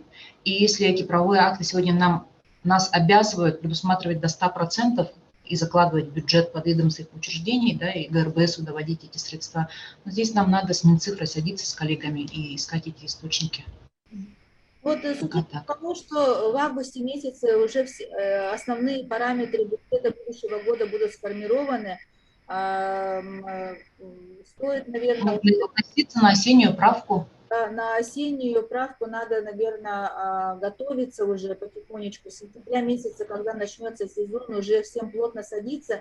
И по результатам нашего сегодняшнего разговора напрашивается даже два направления, что согласительные комиссии должны быть созданы и по направлению земский журналист, да, для того, чтобы этот закон доработать и внести уже в доработанном виде, заручившись согласием Арсения Сергеевича. И второй вопрос, это действительно, который мы ставим и в свете изменений статьи 144 Трудового кодекса, и перечень тоже двумя руками согласна. Я сейчас тоже являюсь руководителем автономного учреждения издательского дома «Илтумен». Ольга Ивановна правильно ставит вопрос, этот перечень хронически устарел, и даже странно, что на федеральном уровне значит, провозглашают там цифровизацию, инновации, технологии, и в то же время эти перечни никак не меняются. Тем более нынче год науки и технологий, значит, у нас цифры, так сказать, уже до космоса дошла, а тарифы и наши перечни, как были там в каких-то лохматых годах приняты, так и не меняются. Этот вопрос как бы назрел. Вот. Так что вторая большая работа нам предстоит именно по совершенствованию системы оплаты труда и по увеличению заработной платы однозначно. Вот это две большие работы предстоят. Так, значит, не уходя далеко, у нас сегодня присутствуют коллеги из филологического факультета, из ФЯФИКа нашего родного, якутской филологии. Это тоже кузница кадров, которые поставляют журналистов для наших сахаязычных изданий. Напоминаю, что недавно мы отметили День национальной печати, который был утвержден указом нашего главы Арсения Сергеевича Николаева. В прошлом году впервые он проводился, и в этом году мы более-менее масштабно провели мероприятия, очень такие на большом подъеме. И, собственно, наше сегодняшнее мероприятие тоже проходит, можно сказать, в рамках декады Дня национальной печати. И сегодня мы присутствуем в таком очень интересном и очень таком наполненном разговоре. Матрена Попова, сотрудник Северо-Восточного федерального университета, просит слова. Матрена, извини, пожалуйста, что тебя поздно подключаю, знаю, что ты сейчас не в Якутске. Человек встал в 5 утра для того, чтобы участвовать в нашем круглом столе. Это и есть настоящий педагог, который душой и сердцем болеет за своих выпускников, которые пополняют ряды сахаязычных редакций. Матрена, пожалуйста, вам слово. Добрый день. Ну, я хотела вкратце выступить по третьему вопросу. При кафедре якутской литературы Института языков и культуры народов Северо-Востока Северо-Восточного федерального университета готовим специалистов по направлению литературное творчество. То есть наши студенты учатся 5 лет, это специалитет, и первостепенная цель у них – это стать писателями, творческими личностями, и еще они имеют полное право тоже стать журналистами. То есть мы для того, чтобы они соответствующие знания получили, у нас преподают наши коллеги из кафедры журналистики ФЛФМ, филологического факультета. И, соответственно, они проходят обучение по корректуре, по редактированию. Ну, вы как сами поняли, мы, конечно, делаем большой акцент на знание родного языка, то есть у них преподавание якутского языка идет по полной, и по литературе якутской, и, конечно, по культуре. Поэтому коллег из районов и республиканских газет, да, журналов мы, редакции, просим или можем посоветовать, чтобы вы могли, если у вас нехватка кадров, можете подать на целевые места, и, соответственно, мы можем вам направить наших выпускников в будущем. Сейчас в этом году тоже набирается, набор есть на бюджетные места. Поэтому, пожалуйста, коллеги, отправляйте свои желания после окончания нашего института, они могут к вам с радостью поехать и работать. Если повысить зарплату, то еще, конечно, лучше. И еще у нас есть магистратура имиджология и спичрайтинг при нашей кафедре. Это междисциплинарная магистратура. Мы приглашаем тоже бывших выпускников специалитета и всех желающих с высшим образованием, желающих, которые хотят повысить свои знания. То есть в наше современное время мы без имиджа никак. Например, в этом году у нас закончила нашу магистерскую программу Архипова Мария. Она молодая девушка, журналистка, и повысила знания по имиджологии и спичрайтингу. И в этом году она стала лучшим молодым журналистом нашей республики. Есть бюджетные места 8, мы вас приглашаем. И с вашего разрешения еще вкратце хочу выступить на родном языке, с вашего разрешения. Оттон төрәбит тылбыт тына қаларыгар тон журналистикын хаулыққан оролу аню. Олихин биге олох төһө калларынан сахалы, хотугун оротар тылларынан журналистика хайдытыгар улақан болғамты урықтақ бит яны бұны Мария Николаевна күскөлелерін биге білебит, оны сүз бірғын өйібіт. Журналистикын хаулаққан ороллақ, бұл тыл қаларыгар, отын бәхіз бұлас боллаға де.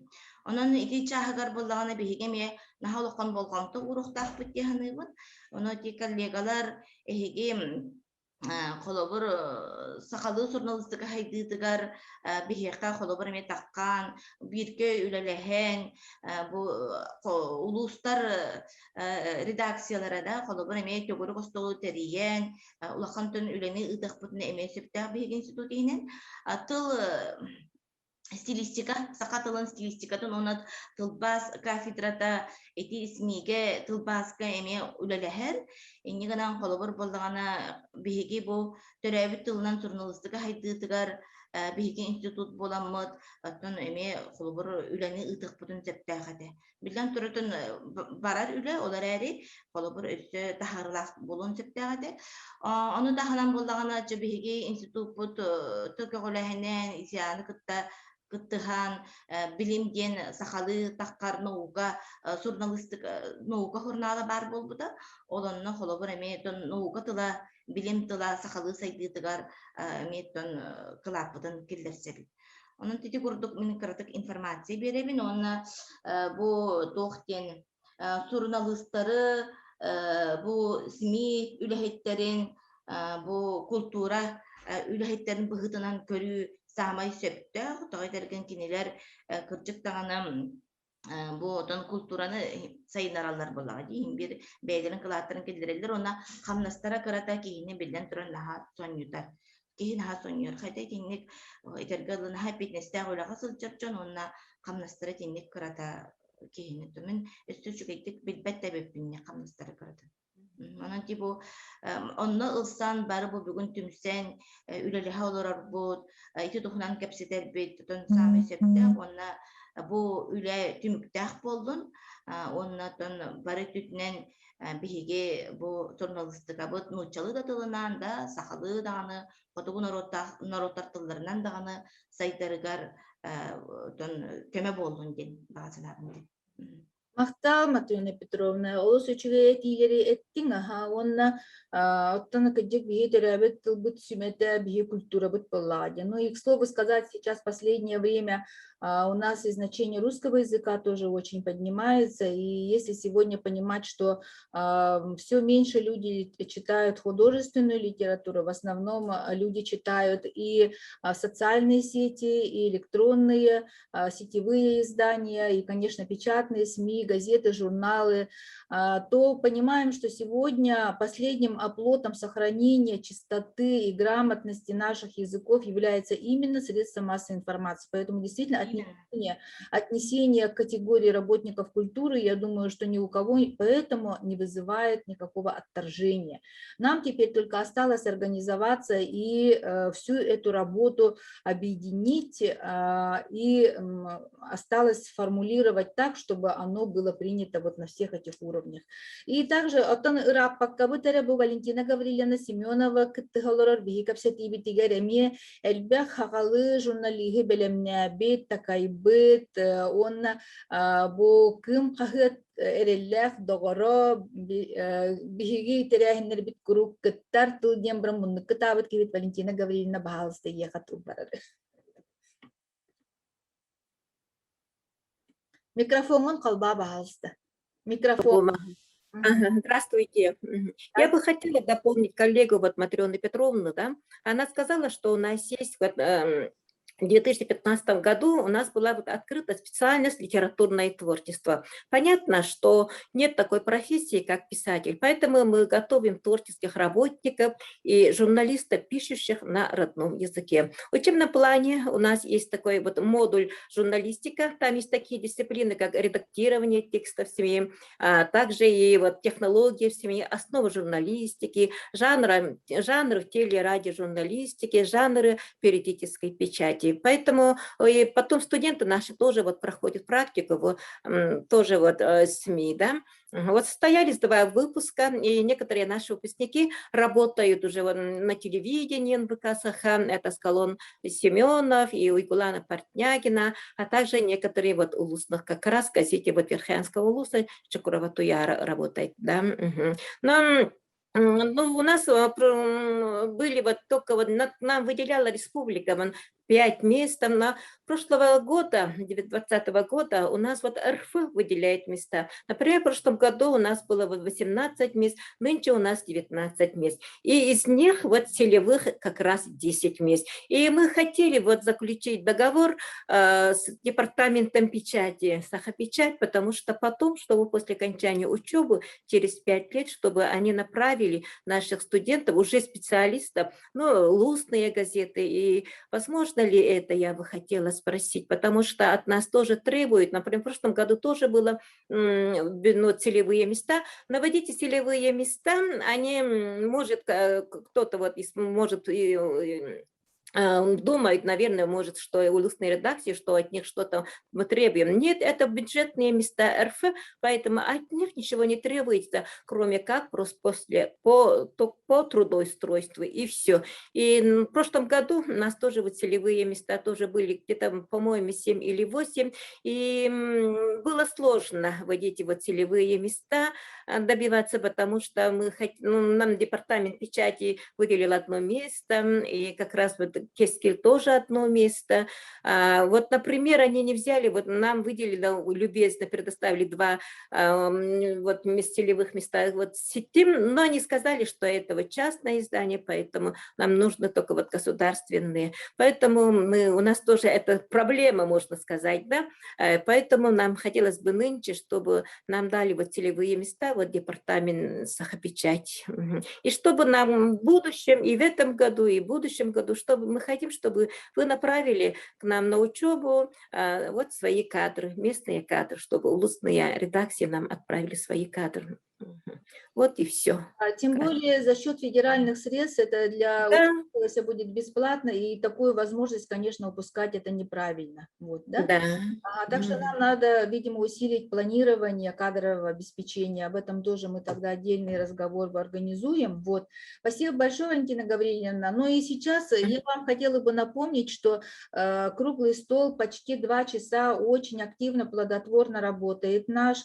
Я предлагаю закругляться. Ладошек больше не видно, слова никто не просит, но я бы хотела в заключение микрофон предоставить Галине Алексеевне Бочкаревой, председателю Союза журналистов, заместителю генерального директора издательского дома «Илтумен», человек, который является руководителем общественной организации нашего журналистского цеха. Мы приглашали сегодня принять участие представителей профсоюзов культуры. Как все знаете, у нас журналисты до сих пор относятся к профсоюзам культуры. Так что не все связи у нас утрачены с культурой, поэтому наши планы, надеюсь, реализуются по отнесению работников СМИ к работникам культуры. И сейчас хотелось бы слово предоставить Галине Алексеевне, человек, который душой и сердцем всегда болеет за каждого, весь журналистский цех и за каждого журналиста в отдельности. Галина Алексеевна, пожалуйста. Спасибо. Меня слышно? Очень хорошо. Добрый день, уважаемые участники круглого стола. Время уже обеденное, поэтому я долго задерживать не буду, говорить много. Действительно, обсуждаемая тема сегодня очень актуальна не только для государственных средств массовой информации, в том числе, конечно, и для районных газет. Заработная плата работников государственных СМИ всегда была низкой. Мы в Союзе журналистов, вообще в сообществе всегда говорим об этом, пишем в орган государственной власти, главе нашей республики, но, конечно, до сих пор ВОЗ и мы не там. Сегодня средняя заработная плата по нашей отрасли для государственных СМИ составляет более 43 тысяч рублей. Николай Александрович сказал, по Сахапечати 37, тогда по сфере 43 тысячи рублей. Много ли это? Когда по республике, вы знаете, составляет средняя заработная плата более 80 тысяч рублей, да? Поэтому, конечно, как все сегодня участники говорили, которые выступили, да, молодые журналисты, выпускники учебных заведений, конечно, не имеют желания трудоустраиваться в нашей редакции, тем более северных вузов.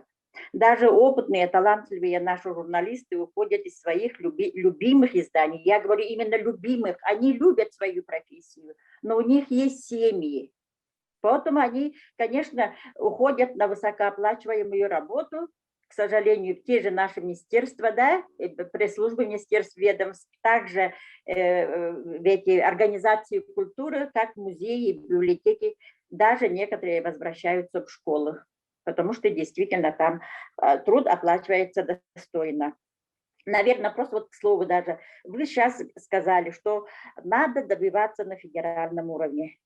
Нет, будем ждать очень долго, как сказал Николай Александрович, Владислав Гаврильевич, Ольга Ивановна, это будет долго и нудно, и заполнять очень много документов.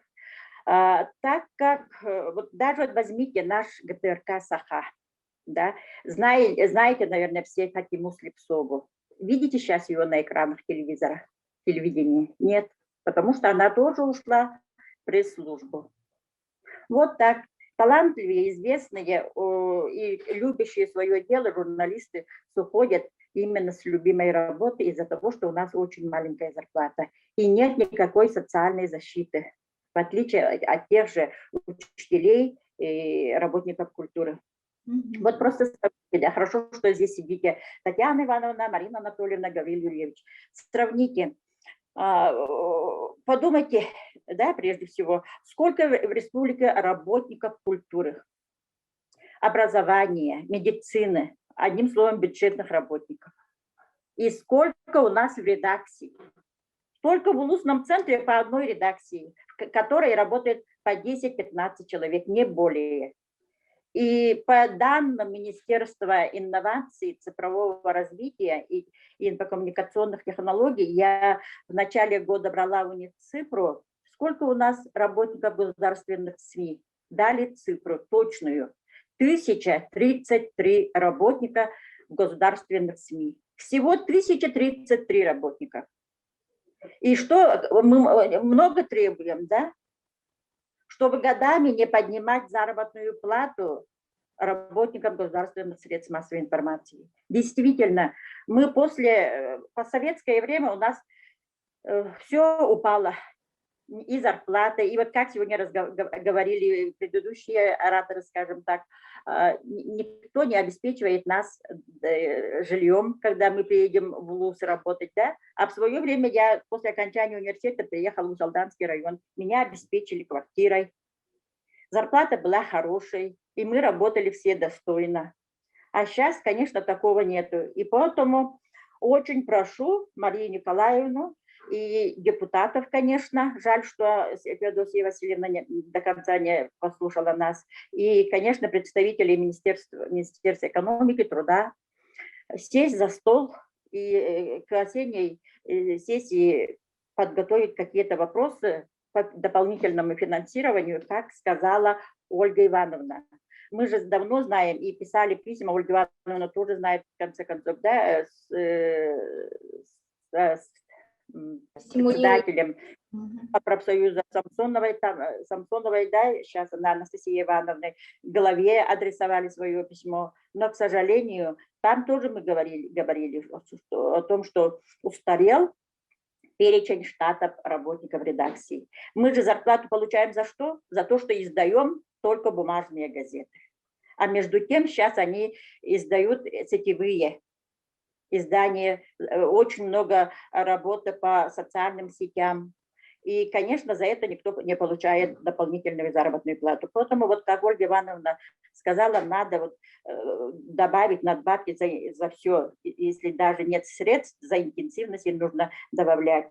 А надеяться на федеральные власти не стоит, потому что во время съезда Союза журналистов России я была на приеме у первого заместителя министра труда и социального развития России и задала ему этот вопрос. Почему у нас заработная плата у государственных СМИ низкая?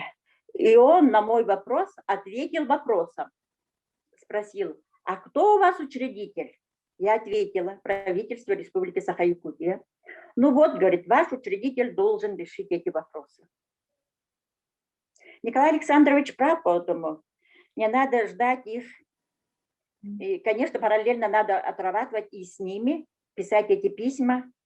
По-моему, то, что Мария Николаевна уже начала, и продолжит, конечно.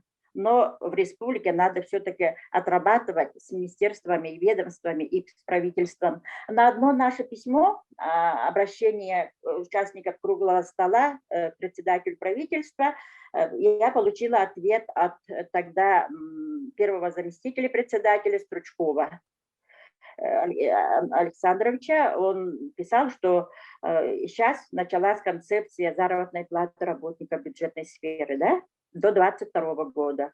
Можете попасть под эту концепцию. Давайте вместе отработаем вот эти вопросы. И все-таки надо что-то делать. Ведь действительно, я не буду сейчас говорить о роли СМИ в обществе, она неоценима. А получают журналисты недостойную зарплату. И еще раз говорю вам, нас всего в государственных средствах массовой информации работает более 1000 человек. Всего по одной редакции в каждом районе. Всего 1033 человек работает. Нельзя им повысить зарплату, достойную зарплату. Все, спасибо вам большое. Галина Алексеевна, спасибо большое. Я вот думаю, что назревает еще одно предложение. Нам необходимо встретиться с представителями наших профсоюзов, наверное, отдельно, да, потому что все-таки интересы трудового народа они должны защищать, и понимаем, что есть понятие как трехстороннее соглашение между правительством, работодателями и профсоюзами, и они должны выступить, конечно, каким-либо посредником в тех вопросах, которые мы сегодня в том числе ставили. Ну и вот в завершении нашего разговора Марина Анатольевна, Гавриил Юрьевич, Татьяна Ивановна. Буквально по 2 минутки. Спасибо вам, что досидели до конца нашего разговора. Хотелось бы, чтобы вы вкратце прокомментировали наш сегодняшний круглый стол. Гавриил Юрьевич, пожалуйста, вам слово. Уважаемая Мария Николаевна, я просто хотел сказать то, что касается конкретно республиканского законопроекта «Земский журналист», то, соответственно, когда он законопроект нам поступит, мы его тогда, соответственно, рассмотрим. Ну и, как сказал уже моя коллега Татьяна Ивановна, постараемся поддержать, тем более речь идет не о таких больших суммах. Да, да. Спасибо большое, Гавриил Юрьевич. Татьяна Ивановна. Ловим на слове. Спасибо большое за предоставленное слово, даю обратную связь. Очень хороший, насыщенный круглый стол прошел. Я получила еще раз массу информации. Конечно, сегодня острием прозвучали вопросы и материального оснащения, и базы для того, чтобы осуществлять какие-то хозрасчетную свою деятельность, получать возможность зарабатывать каким-то образом. Да?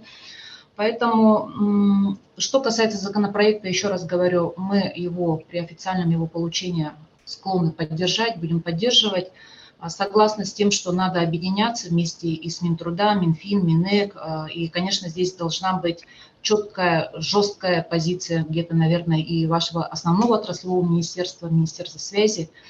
И что касается вопросов оплаты труда, здесь, да, действительно надо садиться, тщательно все рассматривать, потому что вот мысль просто осенила меня, что, возможно, даже если эти средства были доведены, ну, не дай бог, там, может быть, работодатель где-то что-то там до 70% устанавливает своими приказами эти системы выплаты. Поэтому надо садиться, разбираться и объединяться. Спасибо. Спасибо, Татьяна Ивановна. Марина Анатольевна, пожалуйста, вам слово.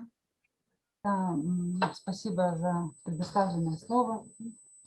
Да, я вот сейчас вот еще раз услышала проблему тех работников, которые не отнесены к указным категориям работников, ну, вот, обозначенных президентом Российской Федерации еще в 2012 году.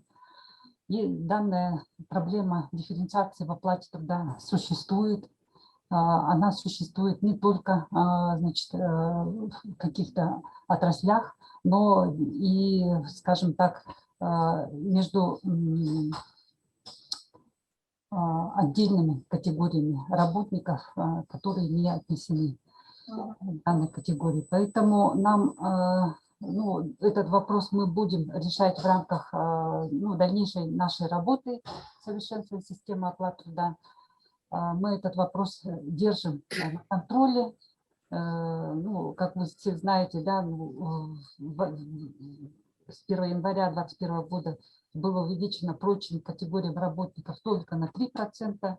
Данный вопрос мы опять-таки предложения свои направили по 2022 году, чтобы, ну, как бы вопрос решался по прочим категориям работников. Будем держать на контроле. Вот я в свою очередь хочу отметить, что на таком проблемном круглом столе впервые такое представительство наших органов исполнительной власти. Я очень благодарна, что нашли время, у всех сейчас графики плотные, нам предстоят очень большие события по масштабам страны, это выборы Государственной Думы, 2 наших коллег-депутатов Государственного собрания Илтумен по 2 округам будут избирать по университетскому и по северному, арктическому округу, да. Но время сейчас очень такое действительно насыщенное, но надеюсь, что в череде этих важных событий наши сегодняшние участники из наших министерств, ведомств найдут возможность продолжить работу, вопросы, которые подняты сегодня на круглом столе. И еще раз напоминаю, что несколько участников остановились на том, что и на федеральном уровне необходимо доводить. И очень надеюсь, что Галина Иннокентьевна Данчикова эту работу продолжит. Она буквально с начала этого года на связи с нами находится. Я, возможно, попытаюсь, тоже понимаю, что сейчас она очень занятой человек, попытаюсь где-то в конце месяца организовать, может, не такой широкий, но более узким кругом тоже круглый стол. Сейчас Zoom можно подключиться, вот как Матрёна Петровна из Москвы, из Намцев, из Верхоянска, ни сцениринги. Вообще проблем нету, и поэтому подгадать время не будем москвичей будить в 5 утра в следующий раз. Постараемся его организовать после обеда и обязательно проведем, может, на уровне действительно руководителей и, возможно, с приглашением некоторых главных редакторов еще одно мероприятие. Просто сегодня вот эти 3 участника нашего круглого стола все как один подтвердили необходимость и важность нашего сегодняшнего разговора. Я вам очень благодарна, дорогие коллеги, что вы поддержали, подключились сегодня. И каждый из вас, кто бы сегодня не выступил, выступили очень с такими хорошими и очень практичными предложениями. Сразу чувствую такая подкованность, заинтересованность. Всем большое спасибо. Хороших выходных, берегите себя, прививайтесь, как теперь модно говорить, пожалуйста, берегите себя, своих близких, и до новых встреч. Тема у нас важная, долгая, и наш сегодняшний разговор не последний. Всем здоровья и всем всего хорошего. Спасибо. До свидания. Спасибо. Спасибо. Мария Николаевна. До свидания. До свидания. До свидания.